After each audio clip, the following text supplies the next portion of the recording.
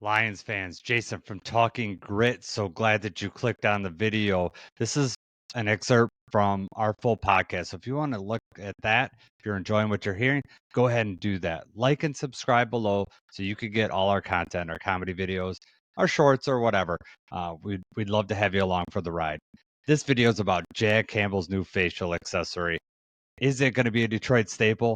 I want to see people in the stands looking like that at the next home game versus the Browns. It'd be awesome. Comment below. Do you like it? Do you like his new facial accessory? Welcome to Talking Grit, a Detroit Lions podcast. Powered by the Monroe County Reporters. Here are your hosts, Jason Harwood and Jacob Litton.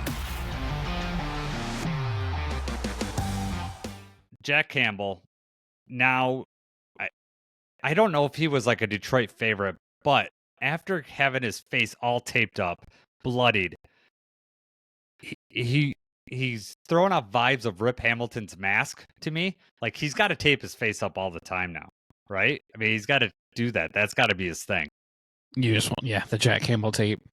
The fans will start wearing tape to the game like that. Yeah, I want it. And Dan Campbell said that, as he's spitting out calls, blood's going everywhere. He's just spitting blood out, which I don't know if you really want to be advertising all that, but it's maybe that's normal. I don't know, but he was a monster, and he's what we needed him to be in the run game. And I got to see him tackle, Derrick Henry, which is what I wanted to see. I wanted to see, Derrick Henry, all that power, and Jack Campbell, collide, and they did. And so my life was fulfilled last night, and especially when, Derrick Henry didn't roll over Jack, so Jack took him down. Right? Yeah, that the play on Lamar on the fourth down thing, to be able to he's running with his hands up, obviously, just to make sure he's not throwing the ball, but he's also not leaving the ground and leaving yourself susceptible for him to run around you. And then you get close that you get hands on him, and that's when you're like, I'm taking this ball too. That was just a great play by him. Mm-hmm. Yeah, that was amazing. And then, the ball squirts out and goes back 20 yards. So that was awesome. The things that we need to work on, all right?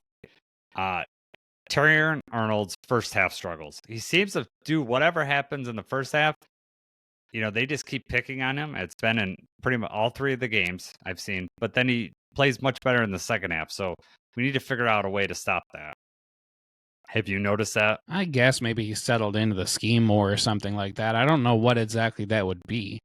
It also, it's still unfortunate. It's one of those things where they need a huge play, and it seems like, okay, well, where's number 6 at? That's where we're going to go with the ball. And it's not, doesn't seem like it's necessarily matchup dependent. They had that one where, it was a really long third down, and it was just like, let's just, we're going to chuck it up deep, and they went to whoever Terrion was covering. Yeah, Terrion had his hips turned weird in that one. I think it's because it's their speed receiver. I can't remember who it was. Was it Bateman? I don't think it was Bateman. I think it's the other one. I can't remember. I have to look at it. But they turned his hips, and he was just out of position, and then he was just wide open. So we need to. I don't think it's unfixable, and also I think part of it is that they're shying away from DJ Reed. DJ Reed is so sticky in coverage that, if you're gonna pick on Terrion, if you're gonna pick out of the two, so which is weird because DJ Reed's coverage grade on PFF is not great, but I don't see it. I don't understand why it is. And my second thing that we need to work on, can we please, for God's sakes, hold on to an interception? Please, just hold on. Alex Anzalone in the first one in the Packers game, and then Brian Branch in this one. Awesome read by Branch. Amazing read by Branch. And then he doesn't come home with the football. God, I was so disappointed when he dropped that. It was so deflating. But we need to hold on to these interceptions. That's the crazy part, is what a crazy good play it had to be for him to even have the chance. The read, the beat he took on the ball, he got there right, awesome play. Right, you got to finish. I'm sure he'll remember that one for a long time, because that would have been a game changer, and that was an easy one once you're there. You've I know. already, you played everything else perfectly to execute. All you got to do is just catch the football. So yes, that's very disappointing.